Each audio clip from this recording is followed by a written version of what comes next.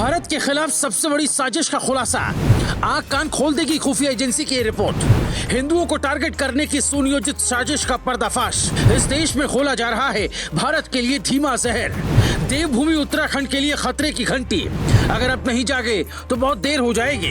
अभी कुछ ही दिन हुए जब नेपाल के प्रधानमंत्री शेर बहादुर देउवा भारत आए, पीएम मोदी से मिले। पिछले नेपाली पीएम ओली ने चीन के चक्कर में फंसकर भारत के खिलाफ जो चालबाजियां की थी उसकी क्षमा याचना लेकर और भारत और नेपाल के रोटी बेटी के संबंधों को फिर से बहाल करने की कोशिश करने ही देउवा भारत आए थे। यहाँ तक कि नेपाल में ही नेपाल के लोग फिर से नेपाल को हिंदू राष्ट्र बनाने की मांग करने लगे। लेकिन तस्वीर दूर से जितनी साफ दिखती है, नजदीक आकर उससे कहीं ज्यादा धुंधली हो जाती है।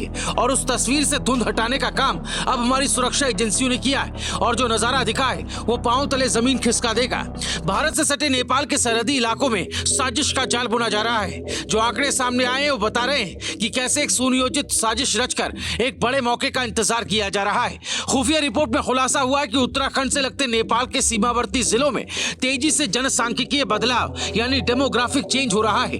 26 जनवरी 2022 को जारी नेपाल की जनगणना में चौंकाने वाले फैक्ट सामने आए हैं। ये बदलाव अचानक नहीं हुआ है। सुरक्षा एजेंसियां इसे सुनियोजित साजिश बताती हैं और ये साजिश नेपाल के नाक के नीचे हो रही है। हैरानी की बात है कि इसकी उसे कानो कान खबर तक नहीं, कोई भनक तक नहीं। सुरक्षा एजेंसियों के मुताबिक 2012 से 22 के बीच के सालों में नेपाल का पूरा समीकरण बदला है। सरहद के जिन इलाकों में गोरखाओं की आबादी ज्यादा होती थी, या कह लीजिए जो गोरखा नेपाल की असली पहचान हुआ करते थे, उन्हीं गोरखाओं की आबादी में 18,860 की कमी आई है। जबकि भारत से सटे नेपाली जिले कैलाली और कंचनपुर की पॉपुलेशन सामान्य पहाड़ी जिलों की तुलना में ज्यादा बढ़ी है। यह आंकड़ा तो खुद नेपाल की सरकार का ही है। नेपाल के केंद्रीय सांख्यिकी विभाग के आंकड़े बताते हैं कि साल 2012 में कैलाली की जनसंख्या 7,75,709 थी, जो कि अब बढ़कर 9,11,155 तक पहुंच गई। इसी तरह से कंचनपुर जिले की जनसंख्या भी बढ़ी है। सुरक्षा एजेंसियों की रिपोर्ट में जो चौंकाने वाली बात सामने आई है वो ये कि रोजगार की तलाश में नेपाल के मूल निवासी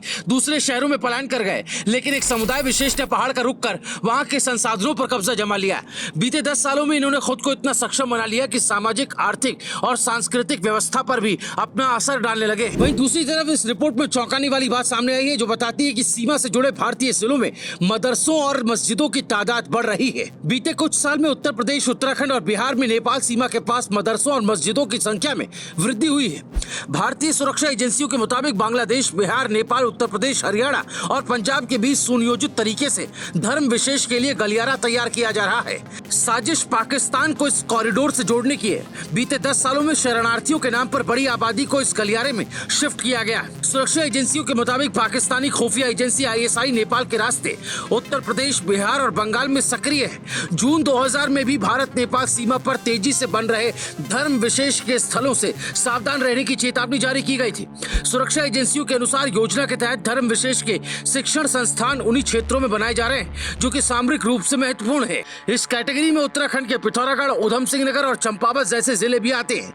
सैन्य क्षेत्र से जुड़े लोगों का कहना है कि नेपाल हमारा मित्र राष्ट्र है, लेकिन ओली सरकार में वहाँ जिस तरह से चीन और पाकिस्तान की दखल बढ़ी है, उससे आने वाले दिनों में भारत के लिए गंभीर समस्या बन सकती है। राष्ट्रीय सुरक्षा के मसले पर अब हमें अलर्ट हो जाना चाहिए। इस रिपोर्ट में सबसे अहम बात, भारत के खिलाफ नापाक साजिश रचने वाले लोग जिस मोडस ऑपरेंडी यानी एक खास पैटर्न से अपना काम कर रहे हैं, चाहे बात कश्मीर की हो, केरल की हो या फिर पंजाब की, कुछ इसी तरह से नेपाल के रास्ते यही सब करने की कोशिश हो रही है। खुफिया रिपोर्ट बताती है कि बीते कुछ साल में उत्तर प्रदेश, उत्तराखंड, बिहार में नेपाल सीमा के पास मदरसों और मस्जिदों की संख्या में बढ़ोतरी हुई, यानी आतंक फैलाने के लिए धार्मिक और शिक्षण संस्थानों को खड़ा किया जा रहा है। अब रिपोर्ट में लिखी कुछ बड़ी बातें आपको बताते हैं जो आपकी भी चिंता बढ़ा देंगी। साल 2016 के बाद नेपाल सीमा से सटे भारतीय क्षेत्र में बिना मान्यता वाले मदरसों की संख्या बढ़ती जा रही है। सिद्धार्थनगर जिले में साल 2000 में 147 मदरसे थे, इस समय 597 हैं, जिनमें 145 का पंजीकरण नहीं है। महाराजगंज जिले में मान्यता वाले 252 मदरसे संचालित हैं,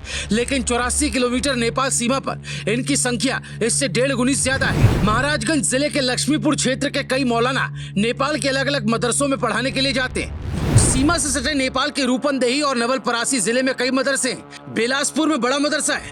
नेपाल के भैरहवा में स्थित एक मदरसे में पाकिस्तानी खुफिया एजेंसी इंटर सर्विसेज इंटेलिजेंस यानी ISI के एजेंट के रुकने की सूचना पर 2 साल पूर्व पुलिस ने छापेमारी भी की थी। सिद्धार्थनगर सीमा से सटे 2-3 किलोमीटर क्षेत्र में बीते 2 दशक में 4 गुना से ज्यादा मदरसे बढ़े हैं।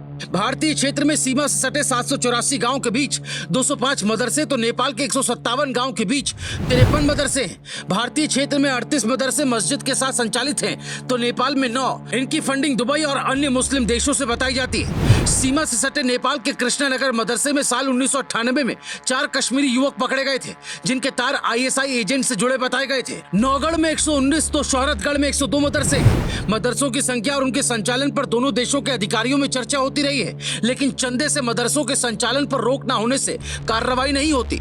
ये तो चंद बात है रिपोर्ट की जो हमने आपको इस वीडियो के जरिए बताई है। आप इसी से अंदाजा लगा सकते हैं कि हालात कितने खराब हो रहे हैं। 7 जिलों से सटी नेपाल की 550 किलोमीटर सीमा में वहां के मूल निवासियों की आबादी की घटना और एक समुदाय विशेष की आबादी का बढ़ना, वहां के संसाधनों पर उनका पूरी तरह से कब्जा हो जाना, सरहद के आर पार दोनों तरफ मस्जिदों मदरसों की संख्या का बढ़ना, क्या एक महज इत्तेफाक है? क्या ये महज एक संयोग है? नहीं, बिल्कुल नहीं।